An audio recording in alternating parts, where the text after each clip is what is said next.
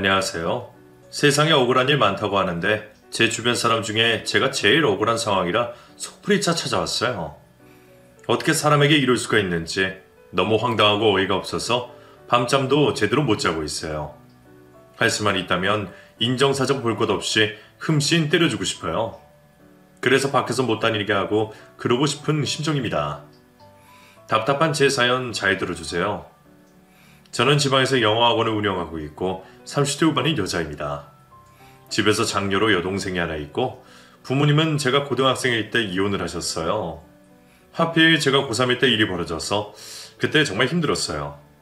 수능을 앞두고 공부에 집중해야 할 시기에 집안에 분란이 생겼으니 심적으로 압박감이 정말 컸어요. 하루가 멀다 하고 들리는 부모님의 부부싸움에 할 수만 있다면 세상에서 사라지고 싶은 생각도 참 많이 했던 것 같아요. 저랑 6살 차이 나는 여동생도 그때 정말 많이 힘들어했고요. 부모님 이혼의 원인 제공은 아버지셨어요. 늘 가족 먼저 챙기시고 묵묵히 자신의 일을 하시던 그런 아버지셨는데 어느 날부턴가 외출이 잦아지시더니 다른 여자와 바람이 나셨더라고요. 하필 그 현장을 엄마가 목격하셨고 두 분은 피 터지게 싸우다가 결국 헤어지셨어요. 얌전한 고양이 부뚜막이에 먼저 올라간다더니 이 아빠가 그렇게 바람이 날 줄은 꿈에도 몰랐다. 엄마, 술 그만 마셔. 말리지 마. 내가 지금 이거라도 안 마시면 맹정신으로 어떻게 사니? 벌써 많이 마셨잖아. 이제 나도 내 마음대로 할 거야. 너도 네 마음대로 살아. 왜 그런 말해? 아빠가 잘못한 건데 엄마 인생을 왜 망쳐? 술 그만 마셔. 몸 안 좋다고 맨날 병원 다니면서 술을 왜 마셔? 네 방에 들어가. 너 보고 있으면 그 인간 생각나니까. 어서 안 들어가? 두 분은 이혼을 하셨고 그 후 아버지는 그 여자와 곧장 결혼을 하셨어요. 동생과 저희 양육권을 맡은 엄마는 아버지의 배신에 너무 괴로워하셨고 저희 자매는 안중에도 없이 자기 자신도 버거워 술에 빠져서 지내셨어요. 당시를 생각하면 너무나 끔찍한 기억이었고 그 때문에 남자라는 존재에 대해 저는 거부감을 가지게 되었어요. 그토록 사랑해서 결혼하고 자식까지 낳았으면서 또 다른 사랑을 찾아 엄마와 자식까지 버린 아버지 덕분에 내 인생에 남자는 없다는 그런 생각을 가지게 되었죠. 집안이 풍비박상이 나는 와중에도 공부는 꿋꿋하게 해냈어요. 어쩜 그 순간에도 흔들리지 않고 수능 준비를 할 수 있었는지 제가 생각해도 저 자신이 정말 대단한 것 같아요. 그때 저는 스트레스 때문인지 약간의 강박 증상이 있었는데 저의 하루 공부 스케줄이 어긋나는 걸 견딜 수가 없었어요. 일주일 스터디 스케줄을 짜면 그 짜인 대로 움직여야 직성이 풀렸고 그렇게 했을 때 마음이 가장 편했어요. 그러니 부모님 일로 일탈하는 일은 저 자신에게 용납할 수 없는 일이었고요. 그러다 보니 자연스레 원하는 대학에 진학도 할 수 있었고 졸업 후 영어 강사를 하게 되면서 지금의 영어학원까지 운영하게 되었어요. 저희 집 형편이 그렇게 좋은 건 아니었어요. 부모님이 이혼하실 때 할아버지가 물려주신 3층짜리 건물은 엄마 소유가 되었는데 구축이라 1층만 세를 받았고 2, 3층은 공실로 있었거든요. 어쩌면 세금이 더 나갈 수도 있는 그런 건물이었으니 생활비에 전혀 도움이 되지 않았어요. 하지만 그 건물의 담보로 대출을 받아 제 대학 등록금을 낼 수 있었으니 도움을 받긴 받았죠. 대학을 졸업한 후에는 제가 강사로 일하면서 여동생 학비를 보탰고 그때부터 지금까지 집의 금전적인 부분은 모조리 다 책임을 지고 있어요. 믿었던 남편에게 배신을 당한 엄마는 가장이 되면서 사회생활에 도전을 하셨지만 진득하게 일을 하시지 못하셨어요. 나름 남편 그늘에서 편하게 사셨는지 전업주부로만 생활하다가 일을 하러 나간 거였고 그래서 적응을 잘 못하셨죠. 무엇보다 일터에서 무시받는 걸 못 견뎌 하셨어요. 같이 일하는 사람과 싸우던 손님과 싸우던 꼭 트러블이 있었으니 결국에는 몇 달 못 가 그만두는 거죠. 니들 구석이라곤 구축 건물 하나가 전부인데 엄마가 경제활동을 못하시니 나머지는 전부 제 몫이었어요. 그냥 직장생활만으론 감당할 수가 없었어요. 하필 동생이 또 공부머리가 있어서 의대를 지원하고 싶다는 의사를 비췄기에 제가 돈을 더 많이 벌어야 했어요. 아직 영어 강사로 일을 하고 있을 때 동생 의대 입학금에 등록금까지 너무 버거웠던 적이 있어요. 그때 아버지를 찾아가 도와달라고 했었죠. 저도 정말 찾아가고 싶지 않았는데 머리 좋은 동생을 재수하게 두고 싶지 않아서 찾아간 거였는데 그때 한 번 더 아버지한테 큰 실망을 하고 말았어요. 축하드려요. 그렇게 바라시던 아들이라면서요? 아, 들었니? 듣고 싶지 않았는데 고모가 전화 와서 알려줬어요. 그랬구나. 너 어릴 때 모습이랑 많이 닮았더라. 그럴 리가요. 엄마가 다른데. 아니야, 정말 많이 닮았어. 웃는 모습이 딱 너 어릴 때 모습이야. 네. 내 아버지 입에서 다른 여자가 낳은 제 동생 얘기 듣는데 정말 기분이 못 같았어요. 아버지라고 부르고 싶지도 않은 제 마음을 아시는지 모르시는지 계속해서 태어난 아이 얘기를 하시는데 정말 귀를 막고 싶은 심정이었죠.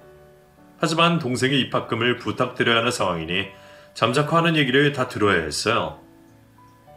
돌잔치 때 시간이 되면 와라. 와서 밥도 먹고 그래, 어? 시간 보고요. 저기 아버지. 그래.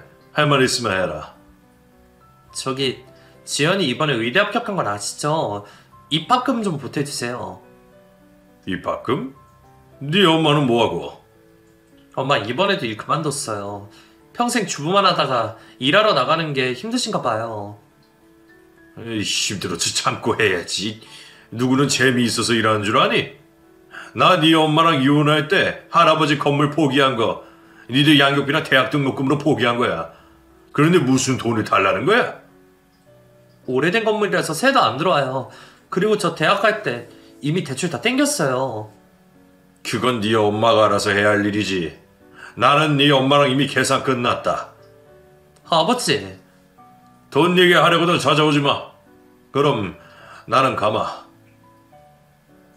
뒤늦게 가진 아들 자랑은 신나게 했으면서 딸 등록금 얘기에는 어찌나 찬바람이 부는지 돈 얘기하려면 찾지 말라며 매정하게 돌아서는 아버지를 보면서 홀로 눈물을 삼켜야 했어요. 세상가 가셔서 50평이나 되는 신축 아파트에 신혼살림 차린 걸 뻔히 아는데 아버지는 절대로 돈이 없는 사람이 아닌데 딸들한테 이렇게도 야박하게 구시나 싶어 진짜 원망스럽더라고요. 혼자 카페에 남아 서러운 마음 진정시키고 일어서는데 그때 다짐했어요. 다시는 아버지 찾지 않겠다고. 무슨 일이 있어도 아쉬운 소리 절대로 하지 않겠다고요. 그렇게 결심을 했어요. 그때부터 돈을 더 벌 수 있는 방법에 대해 고민을 했어요. 강사 생활 뻔하고 시간에 매여서 큰 돈 못 벌겠다는 생각이 강하게 들어서 내 학원을 차려야겠다고 결심을 했죠. 그래서 강사 생활을 하면서 조금씩 준비를 했고 경비를 줄이기 위해 할아버지가 주신 건물에 학원을 차리게 되었어요. 엄마는 학원 강사하다가 적당한 남자 만나서 시집 가면 되지 왜 이렇게 일을 벌리냐며 잔소리 하셨지만 제가 꼭 학원 차리겠다고 고집을 부리자 포기를 하시더라고요. 처음에는 2층에만 학원을 차려서 소소하게 운영을 해봤어요. 마침 인근에 학교가 있어서 학원비를 적당히 타협했더니 곧 수강생들이 모였고 얼마 안 가서 강사할 때만큼 수입을 벌 수 있게 되었고요. 학생 수를 더 늘릴 수 있는 방법을 밤낮으로 연구하면서 수업의 퀄리티를 높이기 위해 엄청 애를 썼어요. 혼자서 운영하기가 버거워 집에 노는 엄마도 불러드리고 의과대에 다니며 공부에 바쁜 동생도 시간이 남을 때는 무조건 학원으로 와서 일손을 도왔어요. 온 가족이 다 학원에 매달려 일을 했죠. 10년 정도 초등학교 대상으로 학원을 운영했어요. 제법 벌이가 괜찮았고 10년 정도 하니 감이 생기더라고요. 2층만 운영하던 학원을 3층까지 확대해 중고등생들도 받게 됐고 셔틀버스까지 운영하게 되니 그 인근에서 저희 학원에 수강생이 제일 많게 되었어요. 그렇게 앞만 보며 달리면서 엄마랑 동생이 사는 집도 더 좋은 곳으로 이사를 하고 동생이 의대를 제대로 마칠 수 있도록 뒷바라지를 다 할 수 있었어요. 친구들은 제가 그런 동안 결혼해서 자식 낳고 사는 친구들이 대부분이었는데 연애 한 번 안 하고 산 사람은 저 하나밖에 없었어요. 다들 오랜만이다. 잘들 지냈어? 우리야 다들 똑같지 뭐. 애 키우고 남편 챙기고 그렇게 지냈지. 너는 어때? 학원 여전히 잘 돼? 이제 자리 좀 잡은 것 같아. 그러니까 돌잔치도 왔지. 그러니까 제가 어디 보통 애니? 얼마나 지독한지 연애 한 번 안 하고 저러고 살잖아. 어쩔 땐 네가 제일 부러워. 말로만 듣도 골드미스 아니냐 네가? 부럽긴 뭐가 부러워. 니들은 결혼도 하고 자식도 있는데 나는 너네가 더 부럽다. 절대로 부러워하지 마. 수연이 너는 결혼도 하지 마. 결혼하면 다 우리 꼴 나는 거야.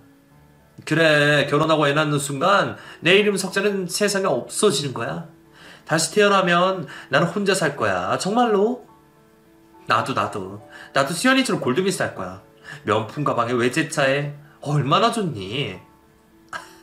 농담은? 친구들 모임에 나갈 때면 저더러 골드미스라면서 부러워하는 애들이 많았어요.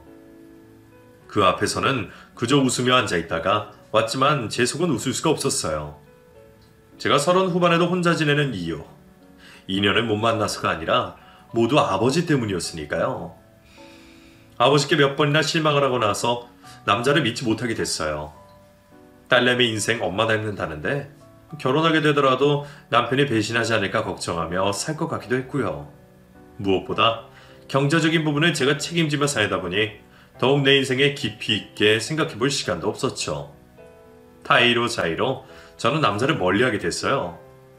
그래도 한때는 저에게 관심이 있다며 연락처를 묻는 사람도 있었는데 나이를 먹어가면서 그런 남자들도 없었고요.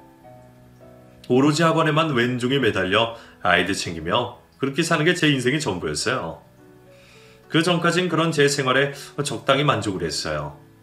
남자를 못 만나는 게 아니라 제가 안 만나는 거라고 생각하고 있었기에 아쉬운 것도 없었는데 나이를 먹으면서 생각이 달라졌어요. 친구들이 자식을 낳거나 가족여행을 다녀왔다며 자랑하는 모습을 보면서 저의 삶이 허전하다는 느낌이 들기 시작했거든요. 이혼 후 혼자 지내던 엄마도 가볍게 만나는 애인이 생겼고 6살이나 차이 나는 동생도 어느새 대학을 졸업하고 훈남인 남자친구와 연애를 하는데 저만 늘 혼자였어요. 엄마는 제가 남자 얘기만 나와도 질색하니 어느 순간부터 연애하라는 말도 안 하셨고요. 외로웠어요. 점점 시간이 갈수록 말이에요. 돈을 많이 버는 것, 그래서 아버지의 빈자리 느끼지 않게 잘 먹고 잘 사는 것, 그거 하나만 바라보며 달려왔는데 그렇게 되고 나니 허무해져 버렸어요. 내일 모레 마흔인데 연애 한번 제대로 해본 적 없고 결혼도 안 했고 남편도 없고 자식도 없는 게 내가 잘못 살았나? 이런 생각이 들더라고요. 제 곁에 아무도 없다는 느낌이 너무나 많이 들었어요. 그런 생각이 자주 드니까 일하는 것도 재미없고 학원에 나가는 것도 너무나 힘이 들었어요. 뭔가 저에게 터닝 포인트가 있어야겠다는 생각이 들 때쯤 코로나가 터졌어요. 듣도 보도 못한 그 바이러스 때문에 전국이, 아니 전 세계가 마비가 됐잖아요. 당연히 저희 학원도 영향을 받게 되었고 축소 운영을 하게 되었죠. 학생이 많아져 그런지 하루 걸러 확진자가 나오며 학원 문을 닫게 되는 상황이었고 그때 쉬어가라는 하늘의 계시인가 보다 싶었어요. 그래서 그때부터는 여행을 다니기로 했어요. 해외는 어차피 나갈 수 없으니까 차박을 하면서 국내 여행을 다니기 시작했죠. 어렸을 때는 부모님 따라 여기저기 자주 다녔어요. 아버지가 여행을 좋아하셨거든요. 전국 방방곡곡을 다니며 저희에게 많은 걸 보여주셨는데 부모님 사이가 안 좋아지게 되면서 뜸해지다가 이혼 후엔 가족여행을 한 번도 가지 않았죠. 그렇게 지내다가 나이가 들어 홀로 떠나게 된 여행은 정말 재밌었어요. 동행하는 사람 없이 홀로 다니는 여행이었지만 지친 저에게 충전이 되기에는 충분했죠. 코로나 때문에 경제적으로 힘든 사람이 많았지만 당시에 저에게는 그런 게 중요하지 않았어요. 돈만 쫓아 살아온 삶에서 보람을 느끼지 못하고 있었으니까요. 이런 저를 보고 배부른 소리 한다는 사람들이 있을지도 모르지만 그때는 그랬어요. 심적으로 많이 힘들었으니까요. 30 후반에 저는 결혼을 단념하고 있었어요. 일에도 보람을 느끼지 못하고 있었지만 그렇다고 남자에 대한 불신이 사라진 것도 아니었거든요. 주위에 여전히 소개해주겠다는 사람들이 있었지만 애써 만나러 다니지도 않았고 오로지 자연을 벗삼아 목적지 없이 차를 몰고 다니며 해가 지면 그곳에 차박을 하고 해가 뜨면 또 정처 없이 차를 몰고 다녔어요. 그렇게 홀로 다니면서 돌발 상황들이 종종 있었는데 그때마다 주위의 사람들에게 도움을 청해서 해결을 하곤 했어요. 큰 어려움 없이 그렇게 다녔는데 그날은 차가 시동이 걸리지가 않는 문제가 생겼어요. 그 다음날 학원을 오픈을 해야 하는 상황이라 오늘 무조건 집으로 들어가야 하는데 차 고장이 나버린 거죠. 설상가상으로 핸드폰 배터리 충전이 안 돼서 전화도 걸 수 없는 상황이 되어버렸어요. 차를 고치려면 보험사를 불러야 하는데 핸드폰이 먹통이니 방법이 없었고요. 인근 동네가 어디 있는지 가늠도 안 되는 상황이라 시간이 갈수록 점점 겁이 나기 시작했어요. 해는 산 능선을 넘어 점점 어두워지고 있었고 도로 위에는 지나가는 차도 없더라고요. 정말 난감했어요. 무서웠고요. 별 수 없이 의지했더라곤 지나가는 차를 기다리는 것 그 수밖에 없었어요. 한참을 기다리고 있자 겨우 저 멀리서 차 한 대가 보였고 그 차는 다행히 저의 손짓에 차를 세워줬어요. 혹시나 무시하고 지나갈까봐 얼마나 조마조마하든지. 벌써 어둑해져 캄캄해진 도로 위에 서 있는 것도 무서웠거든요. 멈춘 차가 비상 깜빡이를 켰고 너무나 반갑게 그 차로 뛰어갔어요. 안녕하세요? 죄송한데 저 좀 도와주세요. 운전자는 젊은 남자였어요. 얼핏 보기에 저보다 어려 보이는 낯선 남자였지만 인상이 좋았고 목소리도 차분해서 경계심이 조금 누그러지더군요. 제가 도와드릴게요. 이렇게 한적한 곳에서 많이 놀라셨겠어요. 네, 몇 시간 동안 차도 지나가지 않아서. 그래도 다행이에요. 차를 세워주셔서. 그냥 지나칠 수 있나요? 도와드려야죠. 차를 한번 볼까요? 시동이 안 걸려요. 보험사에 먼저 전화 좀 할 수 있을까요? 그래요. 전화 여기요. 감사합니다. 그 사람이 빌려준 전화로 보험사에 전화를 걸었고 수십 분 뒤 도착한 견인차 덕분에 저는 무사히 집으로 들어올 수가 있었어요.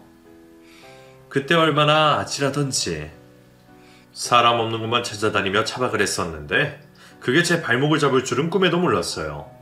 일이 안 되려니 핸드폰까지 방전되어 버리고 그날 그 사람을 만나지 않았다면 그 뒤로도 몇 시간이 더 어두컴컴한 곳에서 덜덜 떨고 있었을지도 모르는 일이었고요.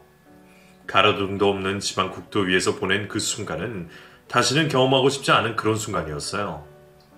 어쨌거나 덕분에 집에 잘 돌아오게 된 저는 그 사람에게 따로 연락을 해서 밥을 한 끼 사기로 했어요. 사람이 도움을 받았으니 감사 인사는 제대로 해야 된다는 생각이에요. 그렇게 따로 만나게 된 저희는 식사를 하면서 많은 대화를 하게 됐어요. 남자들과 잘 어울리지 못하는 저도 그날따라 말을 많이 하게 됐고요. 수현씨 대단한데요? 우리 동네에서 그 학원 모르는 사람이 없잖아요. 대단하긴요. 그냥 애들 가르치는 영어 학원인데요. 그저 그런 학원 아니잖아요. 그 학원 덕분에 거기 상코도 많이 좋아졌을걸요? 자꾸 그러지 마세요. 저 부끄러워요. 생각해볼수록 우리 보통 인연이 아닌 것 같아요. 그 국도에서 마주친 것도 그렇고 우리가 같은 동네 주민인 것도 그렇고. 그렇네요. 신기해요. 저는 자꾸만 인연인 것 같은데요. 네? 인연이요? 정말 신기하게도 그 사람이 사는 곳이 우리 동네였어요. 지방에 업무차 갔다가 돌아오는 길에 저랑 마주치게 된 거였는데 그렇게 인연이 이어지게 된 거였죠. 우연히 겹치면 인연이라면서 신이 나서 얘기하는 모습을 보면서 저도 싫지만은 않았어요. 남자랑 단둘이 있는 것도 싫어하는 제가 그렇게 식사에 대화까지, 그것도 편한 마음으로 그 자리에 있을 수 있다는 게 정말 나에게 이 사람이 인연인가 하는 생각도 살짝 들었죠. 우리는 식사 후에 자리를 옮겨 가볍게 맥주 한 잔에 더했어요. 약간의 알코올이 들어가서 그런지 긴장이 풀어진 저는 제 이야기를 하게 됐고 그 사람은 가만히 얘기를 들어줬어요. 원래 낯선 사람 앞에서는 개인적인 이야기를 절대 안 하는 저였는데 그날은 무슨 바람이 들어서인지 고등학생 때 부모님의 이야기까지 모두 하게 되어버렸죠. 제 얘기를 참 진지하게 들어주는 그 사람 모습에 마음이 풀어졌던 것 같아요. 그래서 그렇게 속 이야기를 하게 된 것 같고요. 제 이야기가 끝나고 그 사람도 자신의 얘기를 해줬는데 그 사람도 저처럼 가장의 역할을 하느라 연애를 한 번도 한 적이 없다고 했어요. 정말이에요? 진짜 연애를 한 번도 한 적이 없어요? 정말이요. 신기하죠? 나도 수현 씨가 연애 경험이 없다고 해서 깜짝 놀랐어요. 나 같은 사람이 또 있다니. 웃겨요. 요즘 시대에 가족 때문에 내 인생을 포기하는 거 다들 이해 못 하더라고요. 좀 그렇죠. 제 친구들도 좀 많이 답답해요. 왜 그렇게 멍청하게 사냐면서요. 멍청한 게 아니라 책임감이 강할 뿐이죠. 내 가족이 힘들어하는 걸 그냥 두고 볼 수 없을 뿐인데. 남들이 이해해주지도 못하고 편하게 말할 수도 없는 걸 그 사람 앞에서 편하게 할 수 있다는 게 너무나 홀가분 했어요. 그 사람 역시 저한테 속 얘기를 할 수 있어서 너무 좋다고 했고요. 그날 처음으로 함께 식사도 하고 맥주도 마시게 됐지만 밤이 깊도록 서로의 이야기를 들어줬고 그러면서 우리는 조금씩 감정이 싹트기 시작했어요. 그날을 계기로 계속 연락을 주고받게 되었으니까요.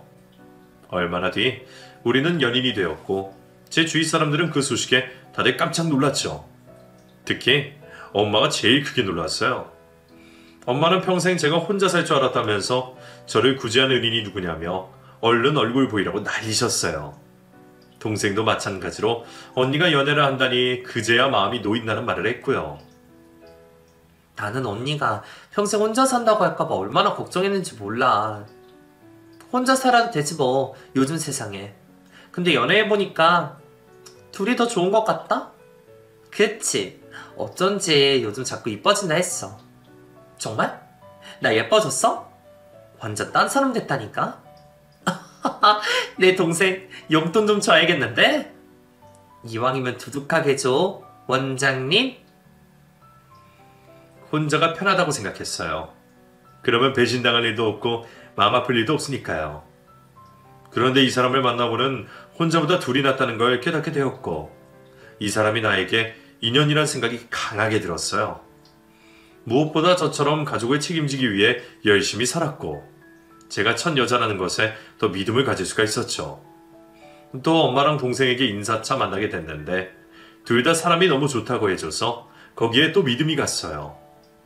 제 눈에만 좋은 사람으로 보이는 게 아니었으니 그래서 더 믿게 됐던 것 같아요. 연애하면서 참 행복했어요. 저는 첫연애잖아요. 그 사람의 연락이 기다려지고 만나면 좋고 헤어지기 너무 아쉽고 늦은 나이에 사랑이라는 것에 푹 빠져버린 거예요. 원래 늦게 배운 도둑질이 나이 센 줄 모른다잖아요. 제가 딱 그 짝이었죠. 이 사람이라면 간도 쓸개도 다 줄 수 있겠다 싶어 저는 더 잘해줬어요. 평범하게 직장생활 하는 사람이라 솔직히 벌이가 제가 더 나았거든요. 입고 다니는 옷들이 죄다 후줄근해서 옷이며 신발이며 시계까지 맞춤으로 해주고 심지어 차도 제가 타던 거랑 바꿔서 타게 해줬어요. 그 사람 직장으로 찾아간 적이 있었는데 상사한테 깨지는 걸 우연히 보게 됐거든요.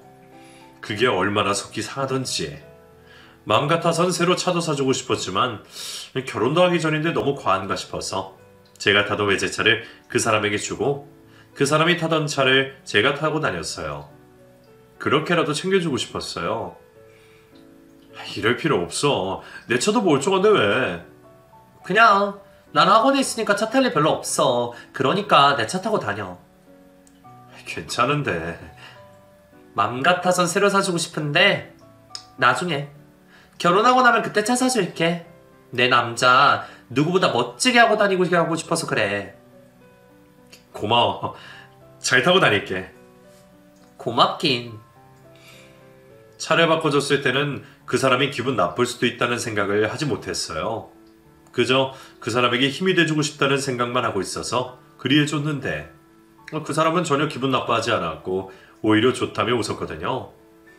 저도 그 웃는 모습에 그저 흐뭇했는데 나중에 다른 사람에게 들어보니 그런 경우에 남자들 자존심 상해한다 그러더라고요.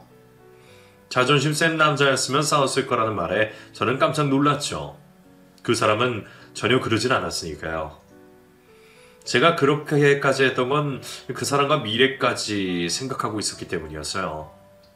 사귀고 있을 때 은연중에 결혼하면 좋겠다는 말도 했고 저희 집에도 자주 왕래를 했거든요.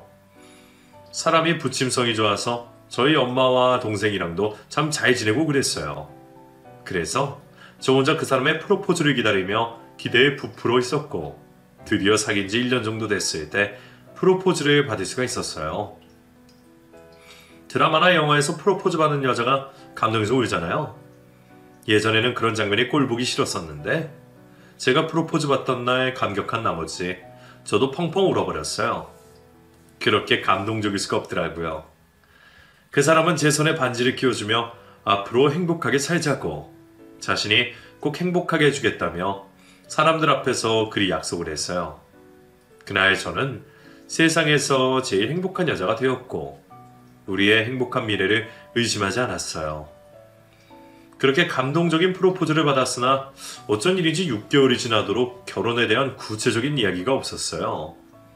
다른 생각이 있겠지 하며 기다렸지만 도통 얘기를 꺼내지 않길래 제가 재촉을 했고 그 사람 가족들을 한 번도 본 적 없는 것부터 말을 꺼냈죠. 우리 집에는 자주 오가면서 그 사람 식구들은 한 번도 본 적이 없었거든요. 심지어 친구도 만난 적이 없었고요. 조금씩 이상하다는 느낌이 들기 시작했어요. 그러자 그 사람이 부모님께 인사드리자고 드디어 말을 했고 본격적으로 결혼 준비를 할 수 있겠다고 생각했어요. 그런데 그 사람의 부모님을 만나기로 한 날 약속 장소에 나갔더니 부모님은 안 나오시고 웬 애가 하나 앉아 있었죠. 누구예요? 내 여동생. 막내 여동생. 막내 여동생? 여동생이 셋이 있는데 그중에 막내라면서 인사를 시키는 거였어요. 나이가 이제 겨우 12살. 동생이라고 하기에 너무 어린 나이였어요. 우리 부모님이 금술이 좋으셔서 누뚱이야. 이쁘지? 누뚱이? 아, 그래요? 안녕하세요. 반갑다. 분명 부모님이 나오신다고 했는데 온데간데 없고 초등학생 여동생과 함께 식사를 하게 됐어요. 말과 다른 상황에 화가 났지만 아이 앞에서 싫은 티를 낼 수도 없어 묵묵히 밥을 먹고 있는데 마주 앉은 그 둘을 보고 있자니 오빠 동생 사이가 아니라 부녀지간으로 보이는 거죠. 나이 차가 많으니 그럴 수도 있지만 그 장면 썩 좋게 보이진 않았어요. 게다가 미래의 시누이가 될 그 아이가 저를 쳐다보는 시선이 상당히 삐딱했거든요. 우리 오빠보다 나이가 많다고 하던데 연하 킬러세요? 연하 뭐? 야, 어른한테 무슨 말버릇이야. 왜? 내가 뭐 욕했어? 연하 킬러가 어때서? 그런 말 하는 거 아니야. 연하 킬러. 아줌마, 돈 많아요? 아줌마? 네, 연하랑 결혼하려면 돈이라도 많아야 되는 거 아니에요? 예. 저들을 연하킬러라고 하는 시누이는 이후에도 말을 가리지 않고 했어요. 누가 와도 저에 대한 적대심이 가득해 보였고 나이가 어리다고 이해해줄 수준은 이미 한참 전에 넘은 상태였고요. 도저히 앉아서 같이 밥 먹을 분위기가 아니라 저는 먼저 일어나 버렸어요. 어른이 옹졸해 보이지만 그래도 참고 있기가 힘들었거든요. 제가 맘 상한 걸 알고 그 사람이 안절부절 못하며 저를 달래줬지만 기분이 바로 풀리지가 않았어요. 단순히 말버릇이 나빠서 그런 것보다 뭔가 찝찝했어요. 그게 뭔지 정확히 꼬집을 수는 없지만 뭔가가 있었어요. 하지만 그런 기분이 들어도 결혼에 대해 다시 생각해야 한다는 마음은 들지 않았어요. 그 사람은 여전히 저에게 잘했고 저밖에 없다면서 빨리 결혼하고 싶다는 얘기를 계속하고 있었고 또 그 사람이 잘못한 건 아니니까요. 그 아이와 가족이 되는 건 불편했지만 그래봤자 애라는 생각을 하며 좋은 게 좋은 거라면 넘어갔어요. 부모님께 인사를 언제 가냐며 몇 번의 확인 끝에 드디어 날짜가 잡혔어요. 예비 시댁으로 인사를 가게 되었죠. 그날 얼마나 긴장이 되던지. 첫 인사에 잘 보이고 싶어서 옷도 새로 맞추고 피부샵에 가서 마사지도 받았어요. 백화점에서 선물도 사며 만반의 준비를 하고 방문을 하게 됐어요. 남의 부모님께 인사를 드리는 건 처음이라 긴장을 많이 했는데 두 분은 친절하게 저를 맞이해 주셨고 그날 그 사람의 동생들, 즉 미래 시누이들도 저를 반갑게 맞아줬어요. 딱 한 사람, 막내 시누이만 빼고요. 여전히 도끼 눈을 하고 저를 쳐다보고 있는데 그날은 그냥 무시해야겠더라고요. 나이 차가 많이 나서 그 사람이 잘 챙겨줬다는 말에 들어서 왠지 이해도 갔거든요. 자기 오빠를 나한테 뺏긴다는 생각에 그러는 것 같았어요. 어린애 같은 심성에 역시 어리구나 하며 넘겼어요. 밥을 먹으면서도 저쪽으로는 쳐다도 안 보고 식사 후에는 방에 들어가서 나오지도 않았죠. 내 남편 될 사람을 갖고 신우이랑 신경절할 줄은 꿈에도 몰랐어요. 시간을 두고 가까워져야겠다 그리 생각하며 인사를 드리고 그 집에 나서려는데 갑자기 막내 신우가 저에게 뭔가를 내밀었어요. 새언니, 선물이에요. 집 가서 열어봐요. 어머, 정말요? 고마워요. 이런 걸 다 챙겨주고. 별거 아니에요. 보면 깜짝 놀라겠지만. 나도 다음에 볼 때는 선물 준비할게요. 그러시던지. 여전히 퉁명스럽게 저를 대했지만 선물까지 준비한 걸 보면 잘 지낼 가능성은 있다고 생각하며 그 집을 나섰어요. 그 사람이 선물이 뭔지 궁금하다고 했지만 집에 가서 풀라고 했으니 절대로 열지 않았고요. 예비시댁 식구들이 다들 친절하게 대해줘서 그날 기분이 좋았어요. 새로운 가족이 될 사람들이 다 좋아 보였으니까요. 집에 도착한 저는 막내 신우가 준 선물을 기분 좋게 풀었어요. 무슨 선물이 나올까 엄청 기대하며 풀었는데 그 안에는 미니 사진첩이 들어있었어요. 웬 사진첩인가 의아해서 한 장씩 넘기는데 세상에 전혀 예상하지 못한 사진이 찍혀있더군요. 그 사진은 막내 신우의 성장 사진첩이었어요. 갓난쟁이 때부터 최근 사진까지 시간대별로 정리가 되어 있었는데 어린 신우이의 모습에 미소가 저절로 지어졌죠. 왜 이런 걸 나에게 줬을까 생각하며 한 장씩 넘기는데 사진 속에 그 사람이 같이 찍혀 있었어요. 지금보다 애띤 그 사람의 얼굴을 보며 흐뭇하게 사진을 보는데 낯선 여자가 자꾸 등장하는 거죠. 100일 돌잔치 그리고 가족여행처럼 보이는 사진 속에는 어린 신우이를 안고 있는 낯선 여자가 계속 등장했고 그 곁에선 그 사람의 모습도 함께였어요. 누가 봐도 아이의 부모 같은 포즈, 반복된 등장에 뭔가 이상하다는 생각이 들었어요. 더욱 이상한 건 그 사진첩 끝까지 신우이의 부모님, 시부모님의 모습은 한 번도 나오지 않았다는 겁니다. 사진첩 끝에는 메모가 있었어요. 더 알고 싶죠? 그럼 전화하세요. 막내 신우이가 쓴 게 확실한 메모. 저는 당장 전화를 걸었고 곧 상대의 목소리가 들렸어요. 이 사진첩 뭐니? 내일 학교 마칠 시간에 우리 학교로 오세요. 그럼 얘기해 줄게요. 너 지금 나 놀리는 거야? 제가요? 왜요? 저 그렇게 한가한 사람 아닌데요? 당돌한 예비 신우이의 목소리를 들으며 기가 찼어요. 학원을 운영하면서 많은 아이들을 봤지만 이렇게까지 당돌한 아이는 한 번도 본 적이 없었거든요. 그리고 사진 속 세 사람의 관계가 너무나 궁금했고 어떤 예감이 들었지만 애써 그 생각을 떨쳐냈어요. 그리고 다음날 학교 시간에 그 아이를 찾아갔죠. 이 사진 나한테 보여주는 의도가 뭐야? 먼저 그 사람이 누군지 안 궁금하세요? 아, 누군데? 우리 엄마 아빠예요. 뭐? 너 그게 말이 되니? 은하 씨는 네 오빠잖아. 아닌데, 우리 아빠인데. 뭐라고? 너 그 말 확실해? 너 책임질 수 있어? 나 우리 아빠의 숨겨준 딸이에요. 숨겨준 딸. 믿을 수가 없었어요. 딸이라니. 딸이라니. 나한테는 연애 한 번 한 적이 없다고 한 사람인데 자식이 있다는 말에 충격을 받았어요. 그리고 더 추가적인 폭로. 우리 아빠 여자 많아요. 아줌마 말고도. 주로 돈 많은 여자들 만나는데 이번엔 부자 아니길래 내가 좀 이상하다 생각했어요. 너 그게 말이 된다고 생각해? 진짜예요. 안 믿어도 어쩔 수 없지만. 근데요, 우리 아빠는 우리 엄마 아직도 사랑해요. 지난주에도 둘이 같이 있었는데. 뭐라고? 우리 아빠는 우리 엄마 못 잊는다고요. 엄마도 그렇고. 지금은 따로 살고 있지만 언젠가 우리는 같이 살 거예요. 그러니까 아줌마가 끼어들 곳은 없으니 우리 아빠랑 헤어져요. 내 귀로 듣고 있지만 도저히 믿을 수가 없었어요. 차마 더 있을 수가 없어서 그 자리를 벗어났죠. 차에 오르자마자 그 사람에게 전화를 걸었어요. 하지만 받지 않는 전화. 회사 일 때문에 출장을 가는 걸 알고 있었지만 당장 전화 통화를 해야 했어요. 그래서 그 사람 회사로 전화를 걸었어요. 통화가 안 되니 동행한 직원 연락처라도 받을 심산으로요. 그런데 더 놀랄 말을 듣게 됐어요. 박은환 씨요? 저희 회사에 그런 사람 없는데요? 네? 그럴 리가 없어요. 다시 확인해보세요. 박은환이요. 없다니까요. 잘못하신 것 같아요. 이만 끊겠습니다. 아니, 여보세요. 여보세요. 분명 그 사람이 다니는 회사였어요.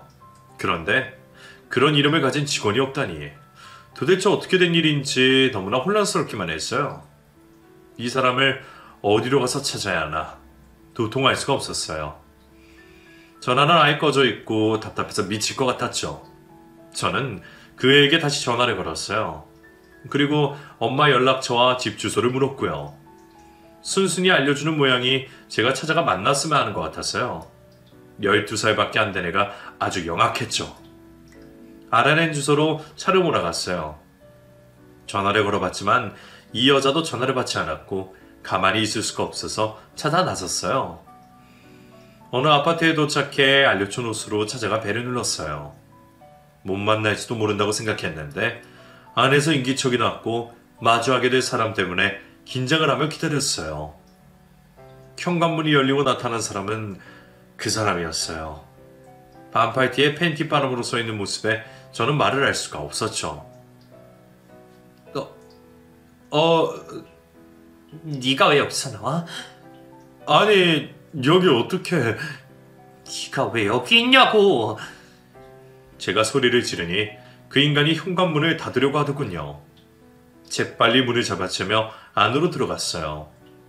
그리고 그 인간의 머리털을 양손으로 잡아챘어요. 나 아파! 이거 놓고 말해! 내가 지금 친절하게 말하게 생겼어? 아프다고! 아프다는 말에도 아랑곳하지 않고 머리채를 붙들고 안으로 들어갔어요. 그러자 안방문이 열리고 사진첩에서 본 그 여자가 나왔어요. 아니, 당신 누구야? 나? 이 인간이랑 결혼할 여자다. 너는 누군데? 뭐? 결혼? 박은환, 이 인간아, 또 이 지랄이야? 아니 그게 아니고 이거 놓고 우리 앉아서 얘기하자. 그 둘을 보고 있자니 이 인간 여동생이 말한 게 사실이구나 싶었어요. 여동생이 아니라 딸이 맞구나. 이 여자가 그의 엄마구나. 아직도 둘은 이렇게 만나고 있구나. 모든 정황을 알아채고 나니 속았다는 생각에 눈에서 눈물이 쏟아졌어요. 그렇게 아무 의심 없이 믿고 믿는 내가 너무나 어리석구나 싶은 생각에 자신이 너무 싫어졌고요. 둘이 무슨 사이예요? 네가 왜 여기 있어? 우리 이혼한 사이예요. 근데 팬티만 입고 이 집에 있는 건데 왜? 그게 그냥 싫어온 거야. 그게 말이 되니? 말이 된다고 생각해? 그리고 네 딸인데 왜 여동생이라고 했어? 네 딸이잖아. 너 우리 은지 네 동생이라고 했어? 아니야. 인간아, 정신 좀 차려. 아니라고 계속 발뺌하면서 제 눈치를 보고 있는 모습에 속이 뒤집어질 것 같았어요. 결국 저는 더 참지 못하고 그 인간의 얼굴에 귀싸대기를 날렸고 이혼했다는 전처도 그 인간의 머리채를 잡고 휘둘렀어요. 그렇게 한참을 분풀이하고서야 그 집을 나설 수가 있었죠. 집에 돌아온 저는 생각할수록 화가 났어요. 나를 이딴 식으로 기만했다는 것을 도저히 용납할 수가 없었죠. 나중에 들어보니 이혼 후에도 꾸준히 만난 게 맞더라고요. 애 때문이라고 했지만 그게 전부는 아닌 것 같았어요. 그 인간 부모님들은 아들이 장가 간다고 하니 그 장난에 같이 놀아준 것 같고 여튼 집안 전체가 사기꾼들이었어요. 그냥 넘어갈 수가 없어서 변호사를 고용해 알아봤는데 그의 말대로 만나는 여자가 한둘이 아니더군요. 무슨 재주를 부렸는지 돈 많은 여자들만 골라서 만나곤 용돈을 받아 생활을 했더라고요. 저에게 알려줬던 그 직장도 다니지 않으면서 재환심을 하려고 연기를 했던 거였더고요. 곱씹어 생각할수록 기가 차고 억울했어요. 그동안 그 인간에 해줬던 것들이 너무나 아깝고 할수록 있다면 다 돌려받고 싶었어요. 저희 엄마랑 동생도 이 사실을 알고 기가 차서 그 집에 쳐들어가자고 들고 일어났고요. 모든 게 밝혀지고 그 인간이 몇 번이나 저를 찾아와 무릎 꿇고 싹싹 빌었어요. 한 번만 용서해달라면서 받아달라는 말까지 하는 걸 보고는 정말 할 말이 없더라고요. 여전히 반성을 하지 않는구나 싶어서 결국 저는 그 인간을 고소했습니다. 혼인 비행자의 사기꾼으로요. 아주 상습범인 것이 제가 그냥 넘어가면 또 그러고 다닐 위인이었어요. 그래서 남을 속이는 게 얼마나 큰 죄가 되는지 톡톡히 알려주고 싶어요. 그동안 그 인간 때문에 버린 제 시간과 돈, 그리고 제 마음까지 모두 제자리에 돌리고 싶은 마음이 굴뚝 같아요. 아직 법적으로 대치 중이지만 꼭꼭 그 인간이 벌을 받았으면 좋겠어요. 그래야 제가 밤에 발 뻗고 잘 것 같아요. 억울한 제 이야기는 여기까지예요. 다소 정신없지만 끝까지 들어주셔서 고맙습니다. 제가 원하는 대로 일이 마무리될 수 있도록 응원 부탁드립니다. 감사합니다.